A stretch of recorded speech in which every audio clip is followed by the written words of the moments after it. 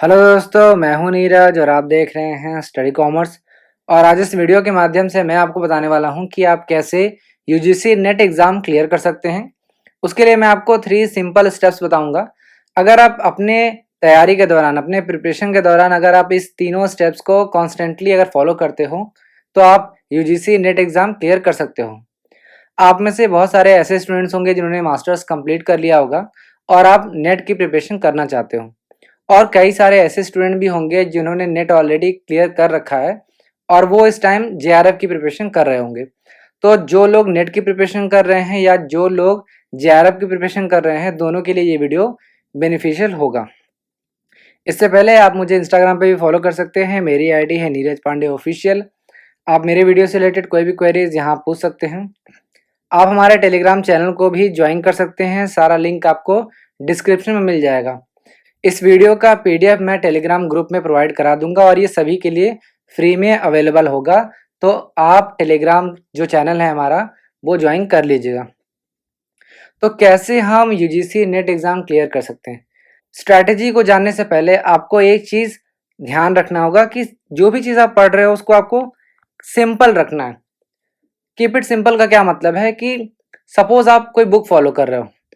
Suppose करते हैं कि कोई स्टूडेंट है वो मल्टीपल बुक्स को फॉलो करता है, तो ऐसा आपको बिल्कुल भी नहीं करना है। आपको स्टैंडर्ड बुक फॉलो करना है और उसी को कॉन्स्टेंटली पढ़ते रहना है। ऐसा नहीं कि आप इकोनॉमिक्स के लिए कोई बुक रेफर कर रहे हो 2 महीने के लिए, फिर आप चेंज करके कोई दूसरा बुक रेफर कर रहे हो। अलग अलग राइटर की नहीं पढ़नी है और अलग अलग यूट्यूब चैनल को भी फॉलो नहीं करना है। मैं ये नहीं बोल रहा हूँ कि आप मेरा चैनल फॉलो करो, आप कोई भी यूट्यूब चैनल फॉलो कर सकते हो, लेकिन उस मेंटर पे या फिर जो टीचर आपको पढ़ा रहा है उस पे आपको ट्रस्ट रखना होगा। और कौन सा चैनल आप फॉलो करेंगे उसके लिए आप एक सिंपल ट्रिक अपना सकते हैं। अगर जो भी यूट्यूब चैनल, जो भी प्रोवाइडर है, अगर वो सारे यूनिट्स को, जो भी 10 यूनिट हैं आपके, चाहे वो पेपर 1 के हों चाहे पेपर 2 के हों, अगर वो यूनिट वाइज वीडियो आपको डिटेल्ड लेक्चर अगर प्रोवाइड करा रहा है तो आप उसको फॉलो कर सकते हैं। और सिर्फ क्वेश्चन और आंसर पे मत जाना। अगर किसी यूट्यूब चैनल पे आपको सिर्फ क्वेश्चन और आंसर प्रोवाइड किया जा रहा है तो उससे आपको कोई फ़ायदा नहीं होने वाला। क्यों नहीं होने वाला है? क्योंकि एग्ज़ाम में सेम क्वेश्चन कभी भी रिपीट नहीं होने वाला है, या फिर अगर रिपीट भी होगा तो वो सिर्फ 5 to 10% ही होगा, इससे ज़्यादा नहीं होगा। लेकिन कॉन्सेप्ट रिपीट होगा। हो सकता है कि अगर आईएमएफ से कोई क्वेश्चन पूछा गया तो तरीका बदल सकते हैं, कुछ और क्वेश्चन पूछ सकते हैं, लेकिन अगर आपने आईएमएफ के बारे में अगर डिटेल में पढ़ लिया तो वो कोई भी क्वेश्चन पूछे आप सारा आंसर कर सकते हो। तो कीप इट सिंपल, एक स्टैंडर्ड बुक फॉलो करो, एक पर्टिकुलर यूट्यूब चैनल फॉलो करो। मैं आपको इस वीडियो में हेल्प करूंगा कि कैसे आप पढ़ सकते हो, क्या पढ़ सकते हो, ये सारी चीज़ें। और दूसरी एक और इम्पॉर्टेंट चीज़ मैं यहाँ पे हाईलाइट करना चाहता हूँ कि बहुत सारे जो स्टूडेंट हैं वो प्रोसेस पे बिल्कुल भी फोकस नहीं करते। प्रोसेस पे फोकस करने का क्या मतलब है कि वो एंड रिजल्ट पे फोकस करते हैं कि मेरा नेट एग्जाम नहीं हो रहा है, मेरा जेआरएफ नहीं हो रहा है। आपको प्रोसेस पे फोकस करना है। प्रोसेस का क्या मतलब है? प्रिपरेशन। आपको अपनी प्रिपरेशन पे फोकस करना है, अपनी स्ट्रैटेजी पे फोकस करना है। आपको ये नहीं सोचना है कि मेरा नेट नहीं हो रहा है।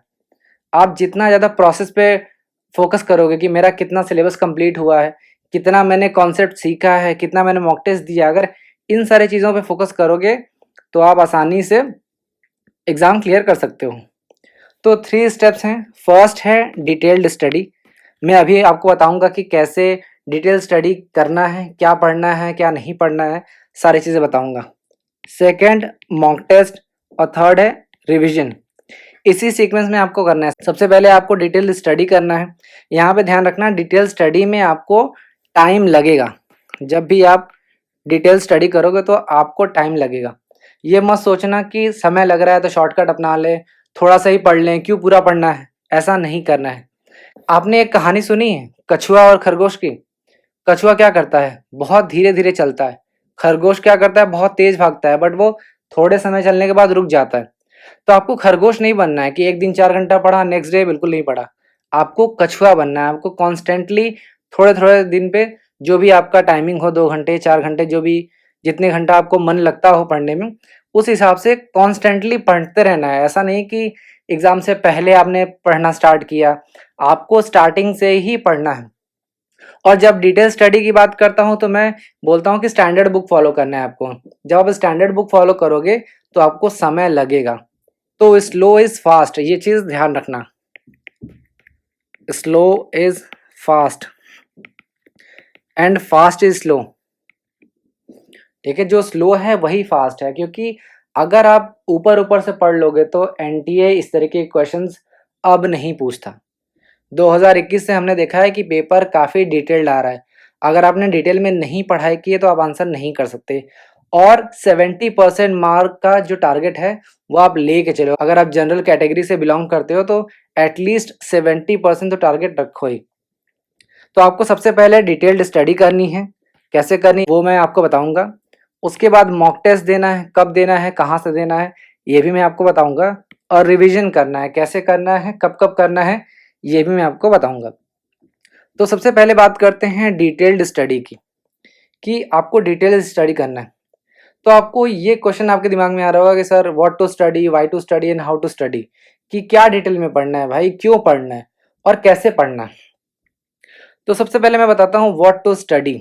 आपको paper 1 as well as paper 2 के लिए सिलेबस मेंशन्ड है, आप देख लो। जिसे मैं बोलता हूँ कि नॉन सिलेबस, आपके लिए यूजीसी ने सिलेबस प्रोवाइड किया है, वो आप देख लो। सिलेबस में अभी आपको बताऊंगा अभी। तो सिलेबस को मैंने दो पार्ट में बांटा है, नॉन सिलेबस और अननोन सिलेबस। नॉन सिलेबस का जो वेटेज है वो कितना है, 70%। मतलब 70% क्वेश्चंस जो हैं वो जो यूजीसी द्वारा सिलेबस गिवन है उसमें से आता है, और 30% जो है वेटेज है वो है अननोन सिलेबस। अननोन सिलेबस का क्या मतलब है कि कई बार आप देखोगे क्वेश्चन में कि ऐसे ऐसे क्वेश्चंस पूछ दिए जाते हैं रिसर्च पेपर से, या कोई करंट टॉपिक है उससे पूछ दिया जाता है, या फिर आपको मार्केटिंग वगैरह में पैसे से रिलेटेड दे दिया जाता है। तो उस तरीके के क्वेश्चंस को भी आपको आइडेंटिफाई करना होगा, और वो आप पास्ट ईयर पेपर से एनालाइज कर सकते हैं।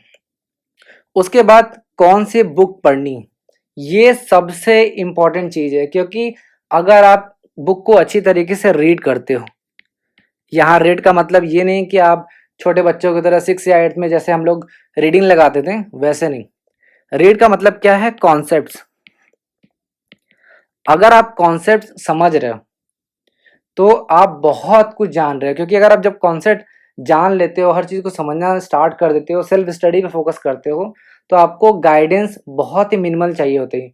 आप थोड़े से भी गाइड से आप क्लियर कर सकते हो एग्जाम। तो बुक्स कौन सी पढ़नी है ये इंपॉर्टेंट चीज़ है, ये मैं आपको बताऊंगा। तो सबसे पहले सिलेबस की बात कर ले तो दोनों जो पेपर 1 है पेपर 2 है, पेपर 1 में आपको 50 क्वेश्चंस पूछे जाते हैं, पेपर 2 में 100 क्वेश्चंस पूछे जाते हैं। तो पेपर 1 का जो सिलेबस है, मुझे पता है कि आप सभी पेपर 1 का सिलेबस रखे होंगे। अगर आपने सिलेबस नहीं रखा है तो आप डिस्क्रिप्शन में दिए गए लिंक से डाउनलोड कर सकते हैं, जो कि यूजीसी की वेबसाइट से, या फिर हमारे टेलीग्राम चैनल से भी आप सिलेबस डाउनलोड कर सकते हैं। सबसे पहले सिलेबस को अपने जो भी स्टडी टेबल है या जहाँ भी आप पढ़ते हो उसके सामने दीवार पे जो है उसको चिपका लो और इसको पढ़ते रहो। तो पेपर 1 की बात करूँ तो पेपर 1 में 5 ऐसे यूनिट हैं जिसको आप बुक से पढ़ सकते हो। अगर आप अच्छी रीडिंग करते हो, मॉक टेस्ट देते हो तो उससे काम हो जाएगा। जैसे टीचिंग एप्टीट्यूड, ये आप खुद से पढ़ सकते हो। कौन सी बुक से पढ़ना है ये मैं आपको आगे बता दूंगा। उसके बाद रिसर्च एप्टीट्यूड, ये प्योरली कॉन्सेप्ट बेस्ड है। इस पे आपको कॉन्सेप्ट पे फोकस करना है, न कि सिर्फ रीडिंग पे। इसके बाद कम्युनिकेशन, इसको भी आप खुद से पढ़ सकते हो। इसके बाद जो लॉजिकल रीजनिंग का पार्ट है, इसमें से इंडियन लॉजिक वाला जो पार्ट है ये आप खुद से पढ़ सकते हो। इसके अलावा आईसीटी जो है ये भी आपको सिर्फ पढ़ना ही है। मतलब आप जितना रीडिंग कर सकते हो, जितना डिटेल में पढ़ सकते हो, ऑनलाइन जाके पढ़ो या कहीं से भी यूट्यूब पे सर्च करके पढ़ सकते हो, जितना डिटेल में आपको जानकारी होगी उतना ही आपके लिए बेनिफिशियल होगा। इसके अलावा कुछ ऐसे 5 यूनिट हैं जहाँ पे प्योरली प्रैक्टिस्ड हैं। जैसे ये देखो, रीडिंग कॉम्प्रिहेंशन, इससे रिलेटेड जितना भी क्वेश्चंस है पास्ट ईयर के वो आप प्रैक्टिस कर सकते हो। मैथमेटिकल जो रीजनिंग है ये भी प्रैक्टिकल है, आप जितना प्रैक्टिस करोगे उतना ही अच्छा है। इसके अलावा आप देखो कि लॉजिकल रीजनिंग में ये जो पार्ट है ये भी प्रैक्टिकल है। डीआई सारा प्रैक्टिस बेस्ड है। तो आपको इन सभी चीज़ से रिलेटेड जो भी टॉपिक है इनका जितना ज़्यादा प्रैक्टिस होगा उतना ही ज़्यादा एक्यूरेसी आएगी। अब बात करते हैं पेपर 2 की। जो सिलेबस है कोड है 08। ये भी 10 यूनिट में डिवाइड किया गया है। सारा यूनिट यहाँ पे देखिए, यूनिट 1 यहाँ पे देखो यूनिट 2, यूनिट 3, 4, 5, 6, 7, 8, 9, 10 और ये जो प्लेलिस्ट हमने भी बनाई है अपनी चैनल में वो यूनिट वाइज बनाई है, यानी यूनिट 1 से लेके 10 तक सारा अलग अलग हमने प्लेलिस्ट बना दिया है और जो भी इम्पोर्टेंट जो भी टॉपिक्स हैं उनको हम कवर करते हैं, तो आप उस प्लेलिस्ट को भी गो थ्रू कर सकते हो, ये यूनिट 10 का रिमेनिंग पार्ट। तो सबसे पहले बात करते हैं पेपर 1 की कि पेपर 1 को कैसे आपको पढ़ना है। तो पेपर 1 के लिए मैंने 2 बुक सजेस्ट की है। पेपर 1 के लिए आप केवीएस मदान सर की बुक रेफ़र कर सकते हो, 5th एडिशन। बुक का नाम है टीचिंग एंड रिसर्च एप्टीट्यूड, ये बुक है, इसको आप फॉलो कर सकते हो। रिसर्च मेथोडोलॉजी के लिए जो मैंने बोला कि प्योरली कॉन्सेप्ट बेस्ड है, उसके लिए आप CR कठौरी सर की जो 4th एडिशन बुक है, इसको फॉलो कर सकते हो, ये है बुक। आप चाहो तो 3rd एडिशन भी ले सकते हो। अभी मैं बताऊंगा कि ये बुक आप कहाँ से डाउनलोड भी कर सकते हो अगर आप नहीं परचेस करना चाहते हो तो पेपर 2 की बात करते हैं हम। पेपर 2 10 यूनिट में डिवाइड है। यूनिट 1 यहाँ पे देखो यूनिट का नाम लिखा है business environment and international business. Charles hills की ये बुक आती है इंटरनेशनल बिजनेस के नाम से, ये बुक आप रेफर कर सकते हो, एडिशन है 12 एडिशन। यूनिट 2 क्या है, अकाउंटिंग एंड ऑडिटिंग, इसके लिए आप PC तुलसियान की बुक रेफर कर सकते हो, 2nd एडिशन, ये बुक है। यूनिट 3 है बिजनेस इकोनॉमिक्स, जो कि है TR जैन और VK वोहरी की, ये वो बुक है, इसको आप रेफर कर सकते हो। और एक चीज़ ध्यान रखो, मैं जो भी बुक आपको यहाँ रेफर कर रहा हूँ वो सारे स्टैंडर्ड बुक हैं। स्टैंडर्ड बुक का क्या मतलब है कि हर अपने फील्ड में, जैसे आप मार्केटिंग की बात करते हो तो फादर ऑफ मार्केटिंग कौन है, फिलिप कोटलर। तो आप किसी से भी पूछोगे आपको वो फिलिप कोटलर की ही बुक रेकमेंड करेंगे, तो ये स्टैंडर्ड बुक है। अब स्टैंडर्ड बुक क्यों रेफर मैं कर रहा हूँ, मैं कोई भी बोल सकता था कि आपने जो भी ग्रेजुएशन में पढ़ा है या मास्टर्स में पढ़ा है उस बुक को फॉलो करो, लेकिन मैंने सिर्फ स्टैंडर्ड बुक्स ही यहाँ पे रेफर किए हैं। क्यों किया है, क्योंकि ये आपको आगे चल के PhD में भी हेल्प करेगा, क्योंकि आप नेट की तैयारी कर रहे हो और मैं ये एज्यूम कर रहा हूँ कि आप टीचिंग फील्ड में ही जाना चाहते हो, तो कल को अगर आप मार्केटिंग पढ़ाना चाहोगे तो आपको स्टैंडर्ड बुक पता होना चाहिए। और अगर आपने ऑलरेडी मार्केटिंग की फिलिप कोटर की बुक पढ़ी है तो वो आपके लिए आगे चल के हेल्पफुल होगा। तो PhD करना चाहते हो तो हेल्पफुल होगा, या टीचिंग में जाना चाहते हो तो वो भी हेल्पफुल होगा। और कुछ स्टूडेंट का ये डाउट हो सकता है कि सर आप स्टैंडर्ड बुक फॉलो करा रहे हो, मैंने ऑलरेडी मार्केटिंग की कोई बुक पढ़ी हुई है तो मैं स्टैंडर्ड बुक क्यों फॉलो करूं। इसके लिए ये जवाब होगा उन सभी स्टूडेंट्स के लिए कि अपने कंफर्ट जोन से बाहर आओ, क्योंकि मैंने भी अपने टाइम में मार्केटिंग की जो बुक है वो नहीं पढ़ी थी, बट वो ज़रूरी है इसलिए मैं मार्केटिंग बुक पढ़ रहा हूँ उस बुक को। तो अपने कंफर्ट जोन से बाहर आओ, क्योंकि अगर आप कंफर्ट जोन से बाहर नहीं आओगे तो न तो आपका नेट क्लियर होगा, न JRF होगा, न ही आप PhD में इनरोल कर सकते हो और न ही आपके पास इतना कॉन्फिडेंस होगा कि आप क्लास में जाके पढ़ा सको। तो स्टैंडर्ड बुक फॉलो करो। स्टैंडर्ड बुक जो है ना वो गोल्ड में इन्वेस्टमेंट की तरह है। आप गोल्ड में इन्वेस्टमेंट करते होगे तो वैल्यू कभी गोल्ड की जो है कम नहीं होती। आप जनरली देखोगे गोल्ड की वैल्यू जो है वो बढ़ती ही जाती रहती है। तो एक अच्छी बुक जो है वो गोल्ड में इन्वेस्टमेंट करने के समान है। अगर आप एक अच्छी बुक को रेफर करते हो तो ये आपके लिए बेहतर है। और जब भी आप एक अच्छी बुक पढ़ते हो तो आपको काफ़ी चीज़ें आ जाती हैं, काफ़ी चीज़ें आपको समझ में आ जाती है। आपका एक जो होता है ना ब्रेन, वो काफ़ी खुल जाता है कि यार ये चीज़ें तो मैंने कभी सुनी नहीं थी, ये चीज़ मैंने पढ़ी नहीं थी, तो इस बुक से मुझे पता चला। तो हमेशा स्टैंडर्ड बुक फॉलो करो, ये मेरा सजेशन है आप सभी के लिए। यूनिट 4 जो है वो FM का है। इसके लिए IM पांडे की 12th एडिशन जो है वो बुक सबसे अच्छी है। बुक का नाम भी फाइनेंशियल मैनेजमेंट है। यूनिट 5 है, इसमें 2 पार्ट्स हैं, जैसे business statistics and research methods. Starts के लिए आपको लेविन और रूबिन की जो बुक है ये रेफर कर सकते हैं, 8th एडिशन। और रिसर्च मेथडोलॉजी के लिए रंजीत कुमार सर की जो बुक है 5th एडिशन, ये आप ले सकते हैं। यूनिट 6 की बात करें तो ये भी 2 पार्ट्स में है, बिजनेस मैनेजमेंट और HRM। मैनेजमेंट के लिए आप OP राय सर की बुक रेफर कर सकते हो, जो भी लेटेस्ट एडिशन है वो आप ले सकते हो। OP राय सर BHU के प्रोफेसर हैं और ओपी राय सर की जो बुक है वो आपको फ्लिपकार्ट या अमेजोन पे नहीं मिलेगी। शायद मेरे ख्याल से विजडम पब्लिकेशन है जो इस बुक को सेल करता है, तो आप गूगल पे सर्च करके इस बुक को परचेस कर सकते हैं अगर आप वाराणसी से बाहर हैं। अगर आप बनारस के रहने वाले हैं तो आप BHU गेट पे जाके इस बुक को परचेस कर सकते हैं। नेक्स्ट पार्ट है HRM। तो HRM के लिए P सुब्बा राव सर की बुक बहुत ही अच्छी है।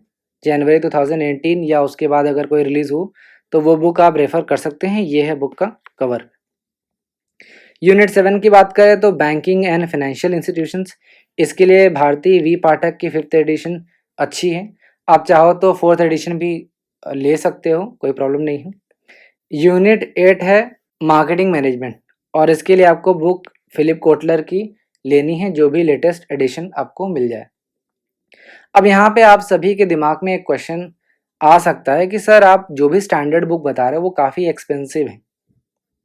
एक्सपेंसिव हो सकता है, नो डाउट एक्सपेंसिव हो सकता है, बट मैं आपको एक सजेशन दूंगा कि अगर आपको आगे चल के PhD करना है तो जो भी आपका रिस्पेक्टिव सब्जेक्ट है कम से कम उसकी बुक तो परचेस कर लो। सपोज कर लो कि कोई लड़का है एक्स और वो मार्केटिंग सब्जेक्ट में आगे चल के PhD करना चाहता है, तो ये तो उसके लिए मैंडेटरी है कि उसे फिलिप कोटलर की बुक पढ़नी ही चाहिए, क्योंकि उससे उसको बहुत सारी चीज़ें पता चल जाएंगी। तो अगर आप फाइनेंस में करना चाहते हो या फिर मार्केटिंग में करना चाहते हो या फिर जो भी आपका रिस्पेक्टिव सब्जेक्ट है उसकी एक स्टैंडर्ड बुक तो अपने पास ले लो। और जो लोग अफोर्ड नहीं कर सकते, आई एम श्योर कि बहुत सारे ऐसे स्टूडेंट होंगे जो बुक को, इतना एक्सपेंसिव बुक है, मेरे ख्याल से 4-5 हज़ार की बुक मैंने अभी बताई है, तो वो अफोर्ड नहीं कर सकते, उनके लिए भी मैंने कोई सॉल्यूशन ढूंढा है। मैं आपको PDF वर्जन प्रोवाइड करा दूंगा डिस्क्रिप्शन में, और मैं आपको बता भी दूंगा कैसे आप उसको ऑनलाइन सर्च कर सकते हो फ्री में। फिर यूनिट 9 की बात करें, लीगल एस्पेक्ट्स ऑफ बिजनेस, ये यूनिट का नाम है। देखिए इसके लिए आपको दो तरीके से पढ़ना होगा, एक तो ऑनलाइन और दूसरा बुक। जैसे मर्केंटाइल लॉ का जो भी पोर्शन है उसके लिए आप डॉक्टर GK वासने की बुक रेफर कर सकते हो, जो कि है बिजनेस रेगुलेटरी एंड फ्रेमवर्क के नाम से। और जो भी कंपनीज एक्ट है या फिर कोई और चीज़ है वो आप ऑफिशियल जो वेबसाइट है गवर्नमेंट की वहाँ से आप पढ़ सकते हो। यूनिट 10 की बात करूँ तो ये है डॉक्टर गिरीश आहूजा की, जो भी लेटेस्ट हो, क्योंकि चूँकि इनकम टैक्स 1 साल के लिए बुक अवेलेबल होती है, उसके बाद चीज़ें बदलनी रहती है, तो आपको हमेशा अप टू डेट रहना है। तो लेटेस्ट जो भी बुक हो वो आप परचेस कर लीजिएगा। तो अगर आप बुक परचेस नहीं कर पा रहे हो तो कैसे पढ़ोगे? इसके लिए आप pdfdrive.com पे जा सकते हो। यहाँ पे सर्च कर लेना जो भी बुक चाहिए। जैसे मैंने यहाँ पे रिसर्च मेथोडोलॉजी सर्च किया है। यहाँ पे देखो रंजीत कुमार सर की बुक आ गई है।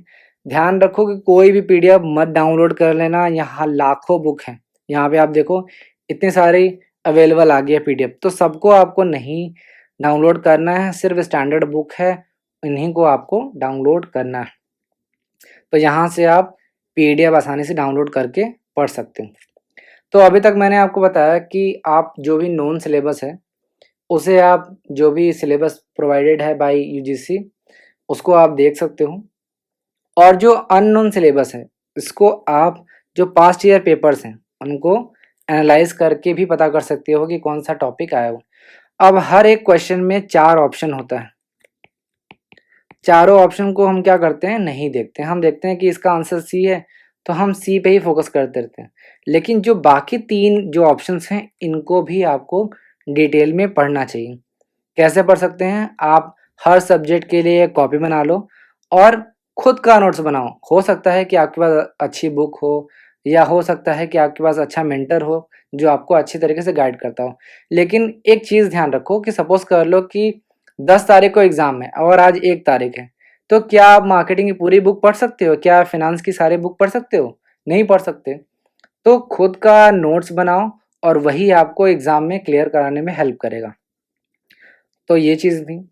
तो मैंने आपको डिटेल्ड स्टडी करने के लिए फर्स्ट स्टेप बोला कि आपको डिटेल में पढ़ाई करनी है सबसे पहले। भूल जाओ मॉक टेस्ट, भूल जाओ रिवीजन, सबसे पहले पढ़ लो, क्योंकि आप अगर पढ़ोगे नहीं तो मॉक टेस्ट क्या दोगे? तो आपने देखा कि डिटेल स्टडी कैसे करना है। अब क्यों करना है ये भी मैंने आपको बताया, हाउ टू स्टडी ये भी मैं आपको बताता हूँ कैसे आपको पढ़ना है। पेपर 1 के लिए अगर मैं आपको कोई सजेशन देना चाहूँगा तो वो है एग्ज़ाम रेस। एग्ज़ाम रेस एक यूट्यूब चैनल है जिसको चलाती हैं डॉक्टर मनीषिका जैन मैम, और she is JRF and gold medallist from JNU. Manishika Jain ma'am जो है वो एनटीएससी स्कॉलर भी रह चुकी हैं, एक्स प्लानर रह चुकी हैं city of Hillsboro, Oregon, USA. और इनका जो चैनल है एग्ज़ाम रेस, ये दोनों लैंग्वेज में अवेलेबल है। यानी कि जो भी पेपर 1 के लिए ये मैं आपको बता रहा हूँ, पेपर 1 के लिए एग्ज़ाम रेस जो चैनल है वो आपको लेक्चर्स प्रोवाइड करता है फॉर बोथ लैंग्वेज, हिंदी और इंग्लिश। ठीक है, इंग्लिश में आपको पढ़ना है तो आपको सिंपली यूट्यूब पर सर्च करना है एग्ज़ाम रेस। अगर आपको हिंदी में पढ़ना है तो एग्ज़ाम रेस हिंदी, ये आप टाइप करेंगे तो आपको ये चैनल मिल जाएगा।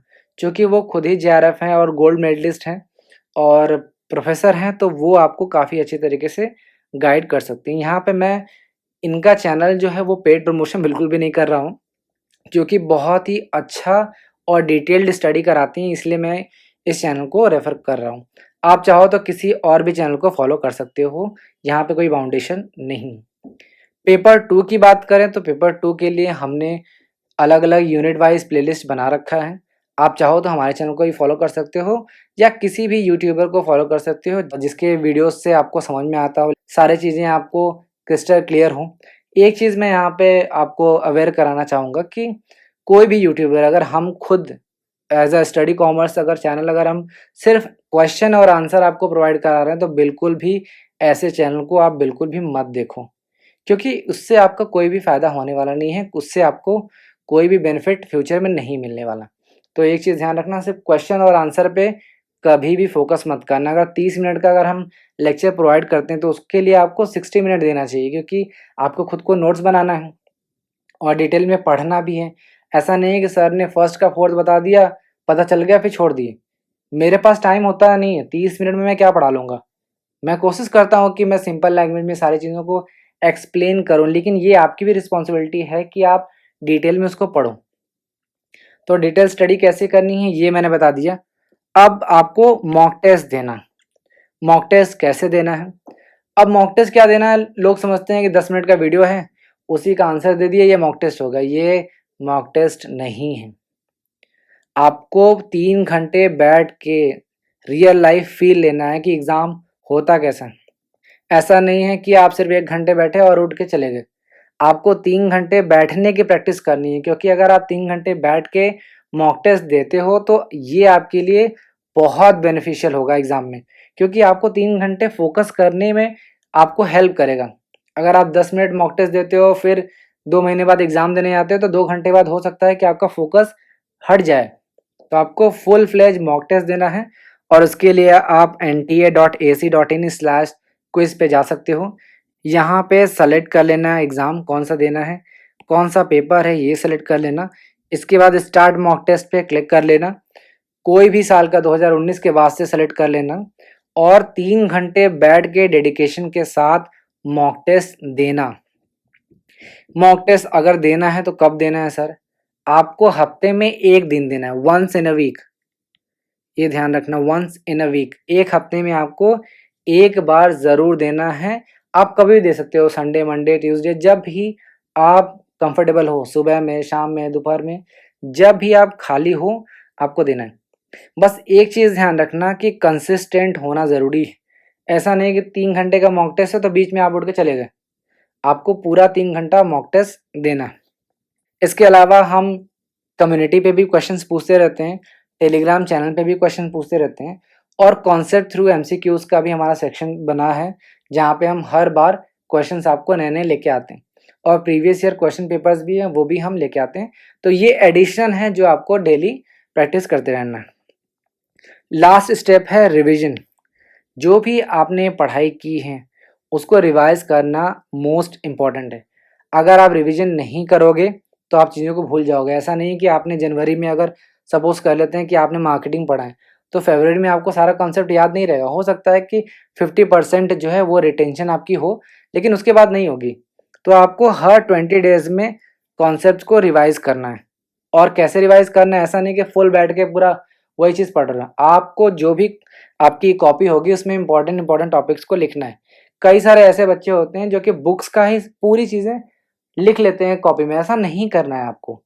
आपको सिर्फ़ कीवर्ड्स जो हैं इम्पोर्टेंट कीवर्ड्स हैं, या जिस टर्म को आपको नहीं समझ में आ रहा उसको नोट करना है, सिर्फ़ वही पढ़ना है। क्योंकि ऑलरेडी बुक में लिखा है, आप सेम चीज़ कॉपी में लिखोगे तो वो आपके लिए काम नहीं आएगी। जैसे सपोज़ कर लेते हैं प्रोसेस ऑफ रिसर्च, ये टॉपिक है। तो हर एक टॉपिक जैसे आइडेंटिफिकेशन ऑफ प्रॉब्लम ये है, तो उसमें बहुत सारे चीज़ें लिखी होंगी, आपको उतना पूरा नहीं लिखना है, आपको सिर्फ़ वो पॉइंट लिखना है। क्योंकि एग्ज़ाम में आपको वो याद होना चाहिए। आपको डिटेल में एग्ज़ाम देना नहीं है, थ्योरेटिकल एग्ज़ाम नहीं, ये एमसीक्यू का एग्ज़ाम है। तो ये छोटी-छोटी चीज़ें जो हैं वो आपको ध्यान रखनी है, रिविज़न करते रहना है। और लास्ट में आपको बोलूँगा कि कंसिस्टेंसी इज़ द की। हमेशा कंसिस्टेंट रहो। कंसिस्टेंट का क्या मतलब है कि अगर आप एक दिन में 1 घंटे पढ़ते हो, तो ये 30 दिन, 40 दिन या जितने दिन का भी आपका प्रिपरेशन ड्यूरेशन है, पूरे 30 दिन या 40 दिन आपको डेली 1-1 घंटे पढ़ना है। अगर आप एक दिन 4 घंटे पढ़ रहे हो, नेक्स्ट डे 1 घंटे पढ़ रहे हो या उसके नेक्स्ट डे पढ़ ही नहीं रहे हो, तो इससे आप एग्ज़ाम क्लियर नहीं कर पाओगे। Consistency is the key. आपको कंसिस्टेंट रहना है, आपको डिटेल स्टडी करनी है, समय-समय पे मॉक टेस्ट देना है, रिविज़न करते रहना है। अगर ये तीनों चीज़ों को आप एक साथ ब्लेंड करोगे, आप कंसिस्टेंट होके पढ़ाई करोगे और most important focus on concept only. अगर आप कॉन्सेप्ट्स पे फ़ोकस करते हो, सिर्फ़ आप क्वेश्चन और आंसर पे फ़ोकस नहीं करते हो, तो आप आसानी से यूजीसी नेट एग्ज़ाम क्लियर कर सकते हो। तो best of luck to each one of you. अगर आपको अभी भी कोई डाउट है या आपका कोई क्वेश्चन है, तो आप इस दिए गए नंबर पे मुझे व्हाट्सएप पे कॉन्टैक्ट कर सकते हो। और इस वीडियो में जितना भी मैंने बुक्स के आपको नाम बताए हैं, उन सभी का कहाँ से ऑनलाइन डाउनलोड करना है, उसका लिंक और जो सिलेबस है, उसका भी लिंक मैं आपको डिस्क्रिप्शन में प्रोवाइड करा दूँगा। अगर आपको कोई भी डाउट हो, तो आप मुझे व्हाट्सएप पे पर्सनली कॉन्टैक्ट कर सकते हैं। तो ये था video. Thank you for watching.